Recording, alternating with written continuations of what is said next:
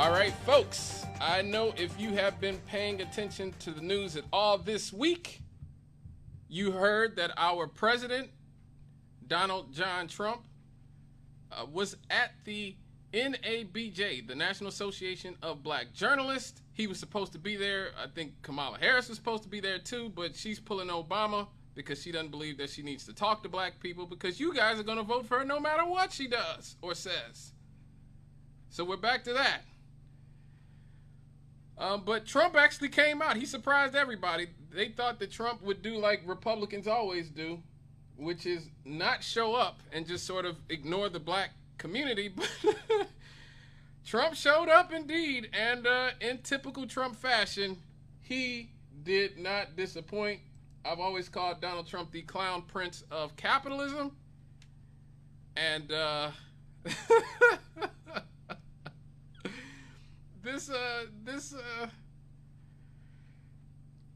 this forum did nothing to change my opinion that he is indeed very unserious in some ways, in a lot of ways. But let's get to dissecting some of what Trump and the National Association of Black Journalists had to say. Is not true. You have told 4 congresswomen of color who were American citizens to go back to where they came from.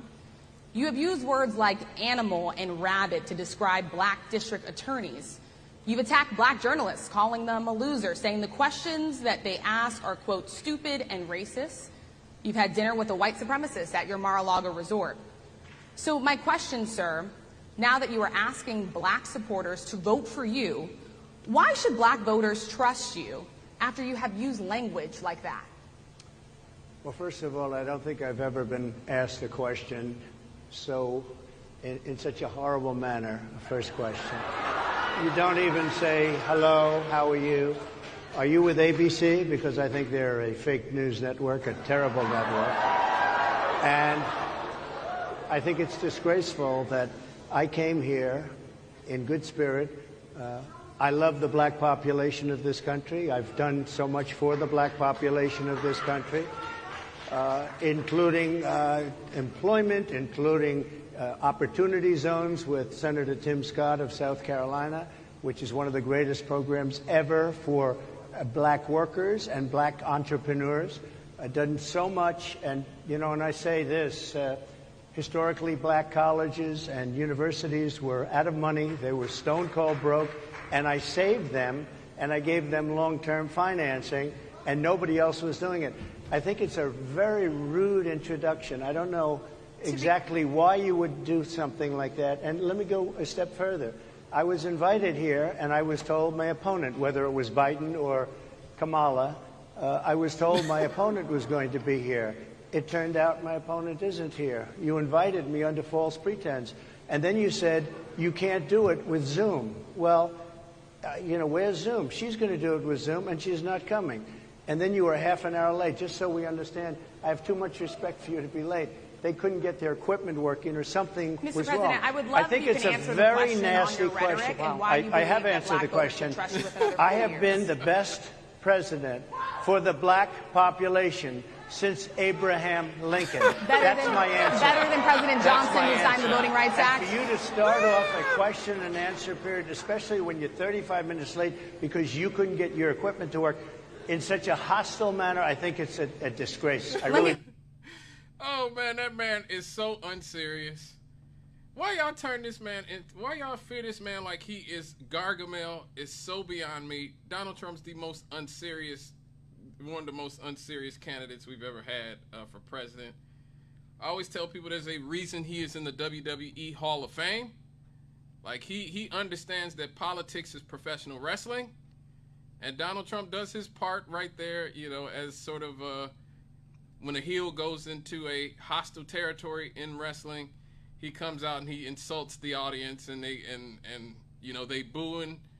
You know, he sort of got the desired result on that one. I feel like I don't think Donald Trump felt like he was going to be universally loved and applauded.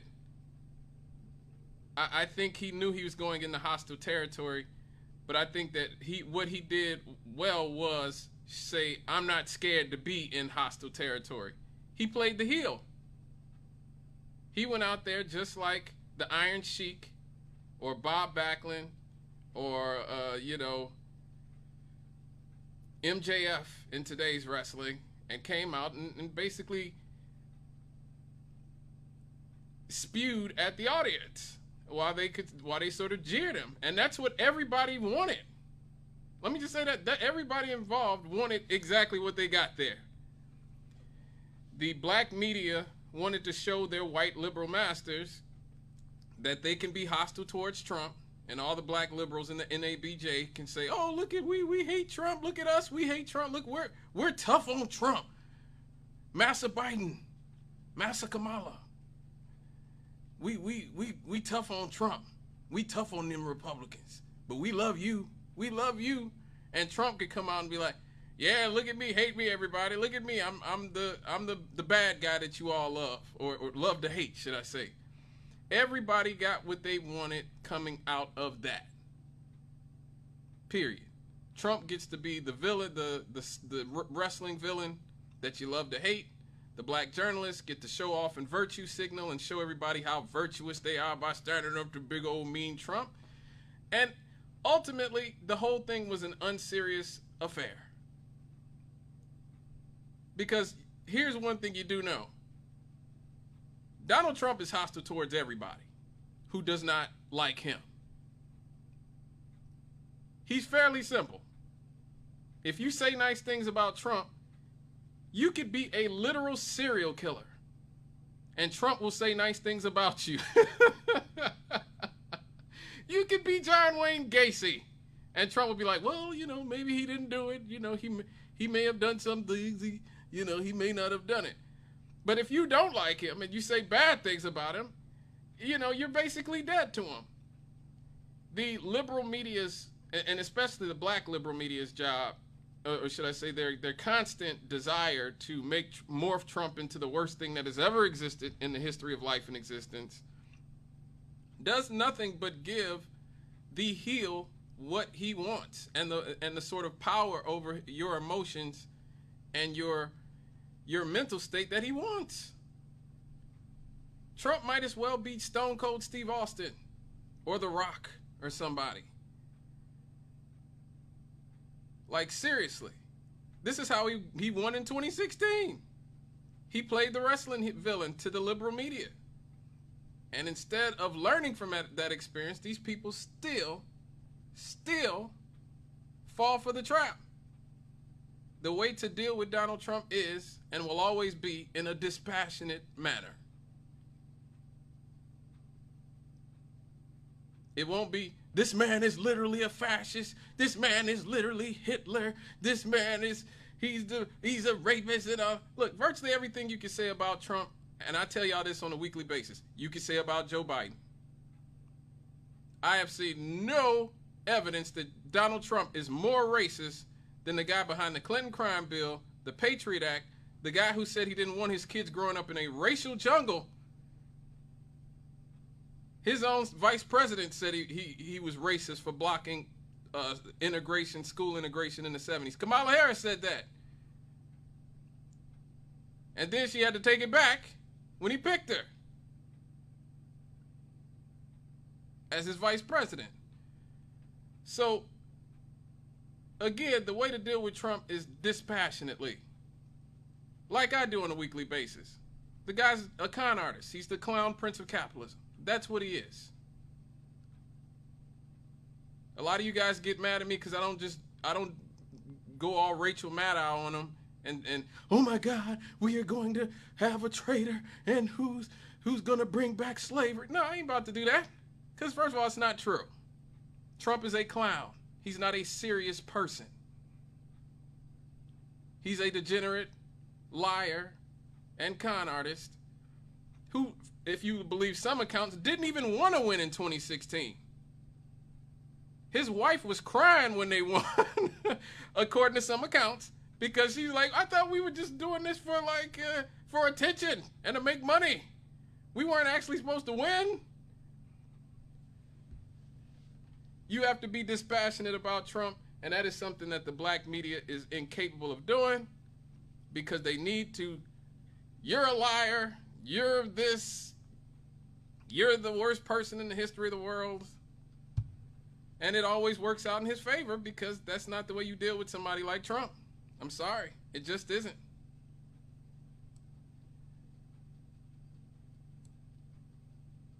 Now, to look at some of his claims that he's the best president for black people since Lincoln, obviously that is nonsense.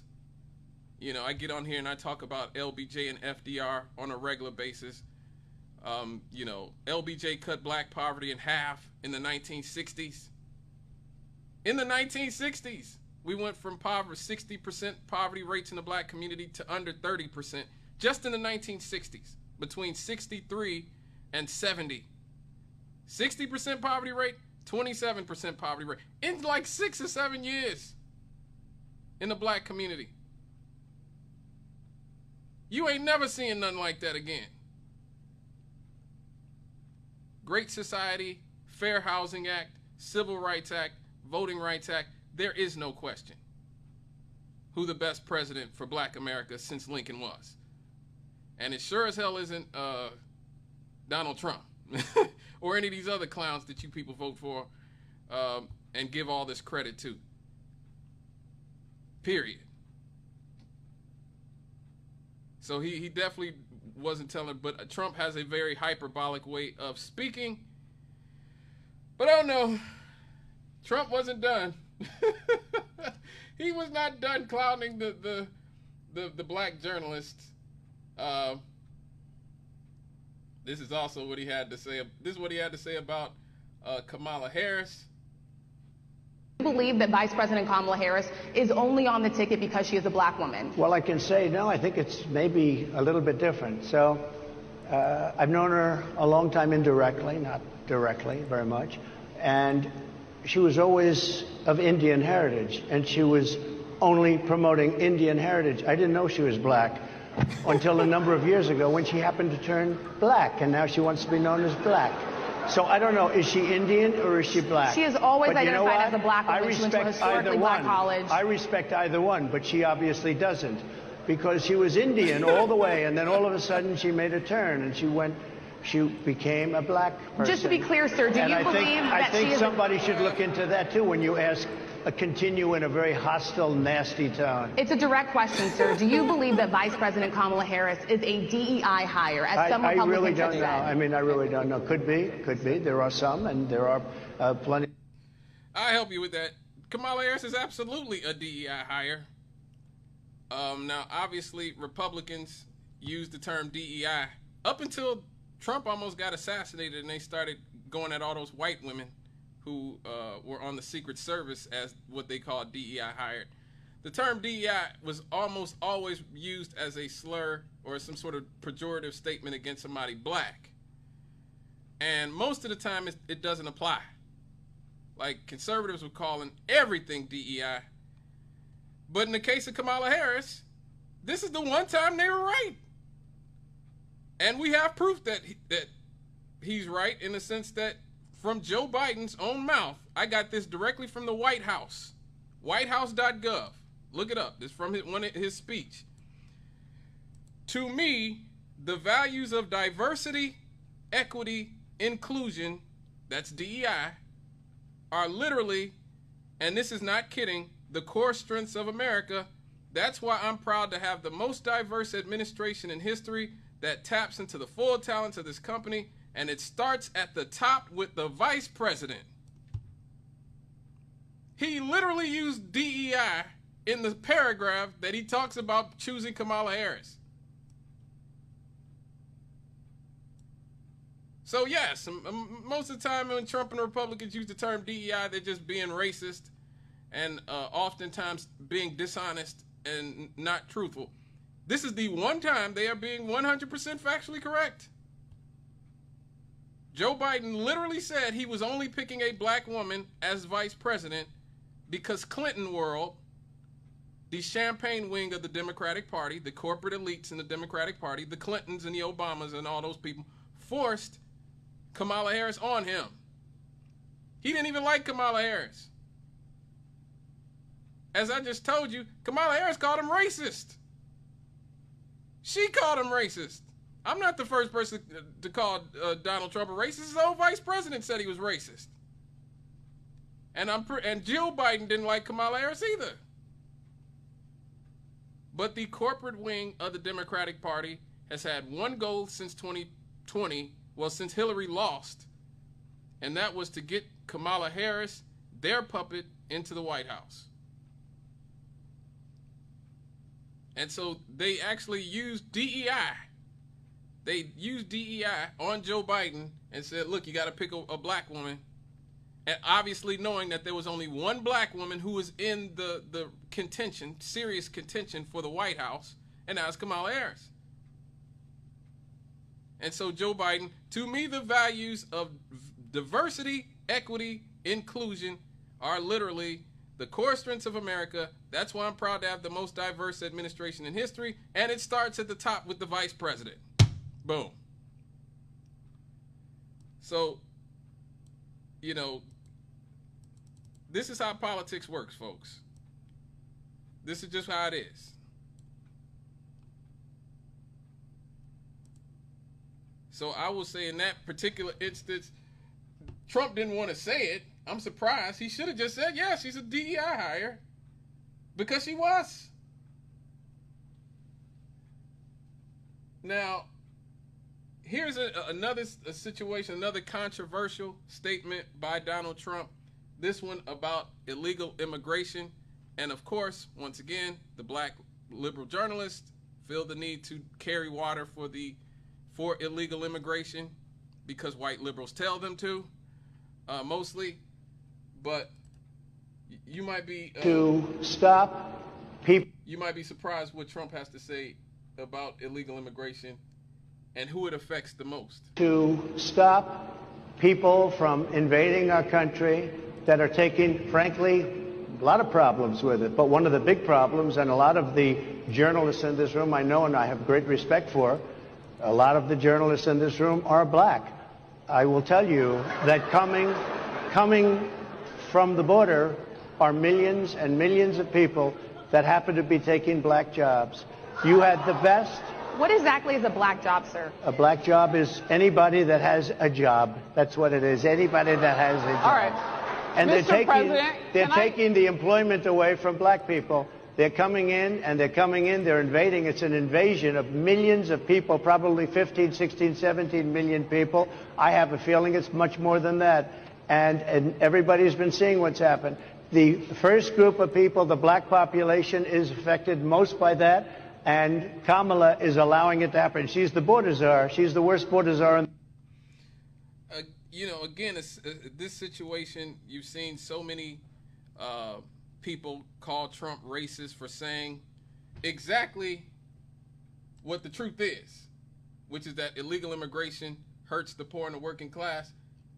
Let's go back to Cesar Chavez and what he had to say about illegal immigration. The greatest Latin the Mexican government to bring the Bracero program again. It's a vicious attack on the local worker, and it's just one of those things that agribusiness thinks they can get away with it. And our job is to inform the whole country what's happening together with a boycott and solve it that way. And so the workers themselves, even though a lot of them are Mexican descendancy themselves, are very uptight and very, very worried and very mad about the illegals coming to break their strikes, and it takes away their jobs, their livelihood, and so forth. Does that put you in an uncomfortable position to be against the illegal immigrants because they are from Mexico? In other words, part of your program has been an appeal to equal treatment of people of Mexican origin, right? Oh yeah, sure, but we're speaking of the legal ones. You know, we don't want Mexico to export its poverty to us, and then we pay. It's not the agriculture, it's not society in general, it's a farm worker again paying for those sins, you know. And Mexico should. It's not our job to import Mexico's poverty. That's Cesar Chavez, a man of Mexican descent, the greatest Latin leader this country's ever had. Here's Bill Clinton talking about illegal immigration. All Americans, not only in the states most heavily affected, but in every place in this country, are rightly disturbed by the large numbers of illegal aliens entering our country. The jobs they hold might otherwise be held by citizens or legal immigrants. The public service they use impose burdens on our taxpayers. That's why our administration has moved aggressively to secure our borders more, by hiring a record number of new border guards, by deporting twice as many criminal aliens as ever before, by cracking down on illegal hiring, by barring welfare benefits to illegal aliens. In the budget I will present to you, we will try to do more to speed the deportation of illegal aliens who are arrested for crimes, to better identify illegal aliens in the workplace as recommended by the commission headed by former Congresswoman Barbara Jordan. We are a nation of immigrants, but we are also a nation of laws. It is wrong and ultimately self-defeating for a nation of immigrants to permit the kind of abuse of our immigration laws we have seen in recent years, and we must do more to stop it. So that's Bill Clinton. Sounded exactly like Donald Trump, talking about illegal immigration. What did Obama have to say about illegal immigration? This administration, the Bush administration, has done nothing to control the problem that we have. We've had 5 million undocumented workers come over the borders since George Bush took office. It has become an extraordinary problem, and the reason the American people are concerned is because they are seeing their own economic position slip away. And oftentimes, employers are exploiting these undocumented workers. They're not paying the minimum wage. They're not observing worker safety laws. And so what we have to do is create a comprehensive solution to the problem. Now, I have already stated that as president, I will make sure that we finally have the kind of border security that we need. That's step number one. Step number two is to take on employers. Right now, an employer has more of a chance of getting hit by lightning than be prosecuted for hiring an undocumented worker. That has to change. They have to be held accountable. And when we do those things, I believe that we can take the undocumented workers, the illegal aliens who are here, get them out of the shadows, make sure that they are subject to a stiff penalty, make sure that they're learning English, make sure that they go to the back of the line so they're not getting an advantage over. So that's Obama talking. Remember when the Democrats used to sound like that? When they talked about illegal immigration? That's how the left in this country sounded for 100 years. Organized labor, that's how FDR, LBJ, Cesar Chavez, A. Philip Randolph, Coretta Scott King, Ralph Abernathy, these people talked for 100-some years about illegal immigration and its effect on working class people and especially black and or brown people when it comes to jobs. Now these people, these rich journalists who all went to elite colleges, most of them, because again, the elite wing of the Democratic Party, the champagne wing, have decided that illegal immigration is good for them, and they can essentially trick them into voting Democrat, I guess. They've decided it's a good thing. Now we have to pretend that Donald Trump is the first president we've ever had to talk about black jobs. Al Sharpton used to talk about black jobs. Jesse Jackson used to talk about black jobs. Coretta Scott King directly wrote a Republican named Orrin Hatch in the early 90s, begging him to do something about illegal immigration. For why? For what reason? It was taking black jobs. And this idea that jobs are not racialized in this country is complete nonsense. Complete nonsense.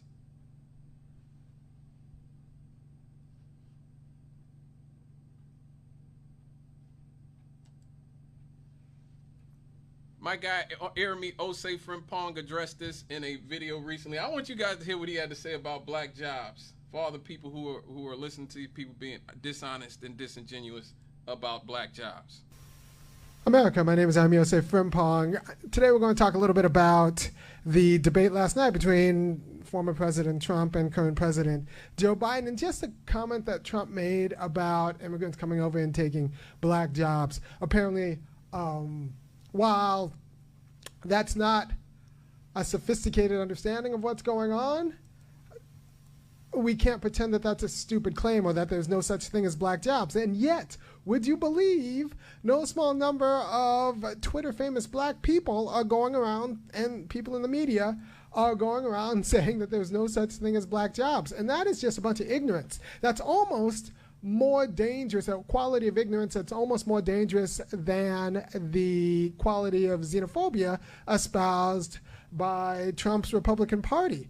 And because there is such a thing as black jobs, and until we understand why there is such a thing as black jobs, until we take occupational segregation seriously and understand that jobs are generational, and the legacy of occupational segregation, we will continue to screw up the debate while we show, we screw up the debate by posing as if there's no such thing as legacy racism, and that legacy racism doesn't impact the current job market. All right, so let's talk about black jobs. This is from Ira Katz-Nelson's When Affirmative Action Was White. The most important instances concerned categories of work in which blacks were heavily overrepresented, notably farm workers and maids. These groups constituted more than 60% of the black labor force in the 30s and nearly 75% of those who were employed in the South. So 75% of black people who were working in the South in the 30s. That's grandparents. My grandparents, not even great. My grandparents were alive in the 30s. So, my grandfather fought in World War II. So 75% of black people in the South were employed in the South were either maids or farm workers, were excluded from Social Security legislation that was passed in the New Deal. Right. And since that legislation created the modern unions and the modern kind of pension systems, that means we were just locked out of functionally the New Deal. This is once again from Ira Katz-Nelson, When Affirmative Action Was White. It's kind of a book about how the New Deal created the white middle class and excluded a good number of black people by design in order to get Southern votes. So until you understand the legacy occupational segregation, you don't understand what it means that one, the South is relatively non-unionized, and two, that black people were locked out of other jobs, right? And now those jobs that black people were allowed to do are being disproportionately taken by migrant workers who can send money home so that their little wages are real money back home, or are so vulnerable that they're not positioned to organize for better working conditions.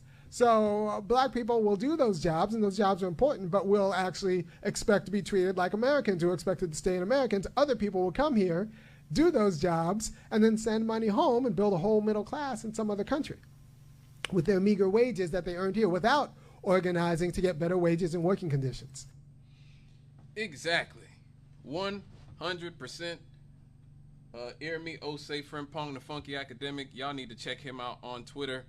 He keeps it 100 about a lot of this type of stuff. So you see the establishment black media, they can't, oh my God, Trump said black jobs. Yeah, those are the jobs that we had to get because we were locked out of organized labor for generations, and we were locked out of academia and a lot of other places. So yeah, there's a few.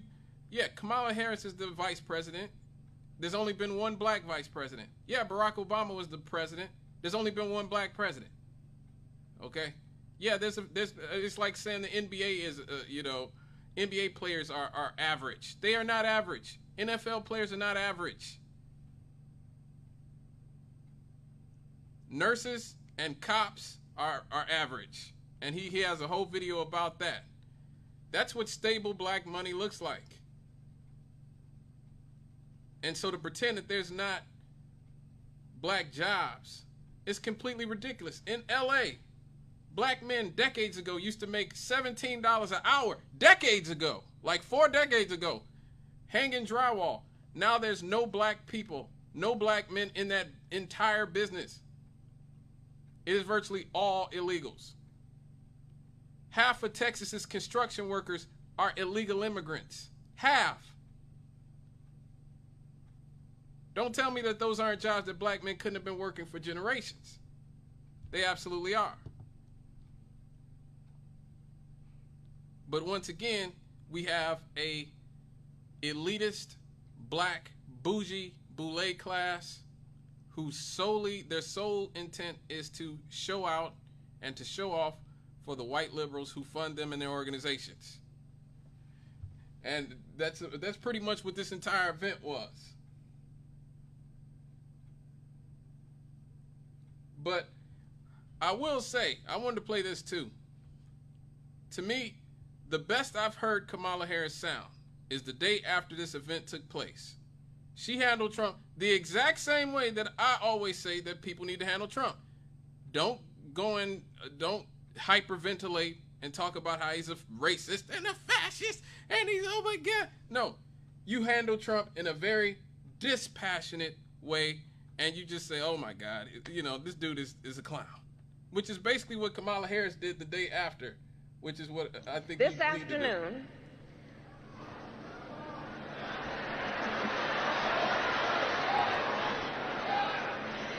Donald Trump spoke at the annual meeting of the National Association of Black Journalists. And it was the same old show. The divisiveness and the disrespect. And let me just say, the American people deserve better. The American people deserve better. The American people deserve a leader who tells the truth, a leader who does not respond with hostility and anger when confronted with the facts. We deserve a leader who understands that our differences do not divide us. They are an essential source of our strength. So I say, to Sigma Gamma Rho Sorority Incorporated, ours is a fight for the future. And it is a fight for freedom. Across our nation, we are witnessing a full-on attack on hard-fought, hard-won fundamental freedoms and rights. The freedom to vote, the freedom to be safe from gun violence, the freedom to live without fear of bigotry and hate, the freedom to love who you love openly and with pride, the freedom to learn and acknowledge America's true and full history, and the freedom of a woman to make decisions about her own body and not have her government tell her what to do. A fight for our most fundamental freedoms.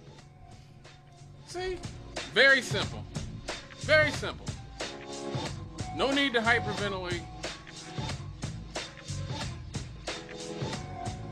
Just lay out your case, inspire your side, your supporters, and keep it moving.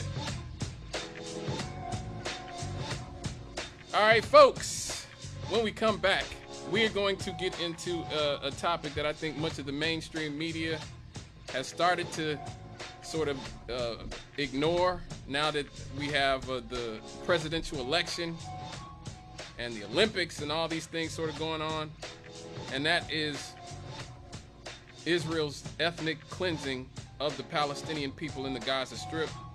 We'll be right back after these on Straight Out of the Cannon with me, Scott Cannon. That number 219-885-1371. We'll be right back after these.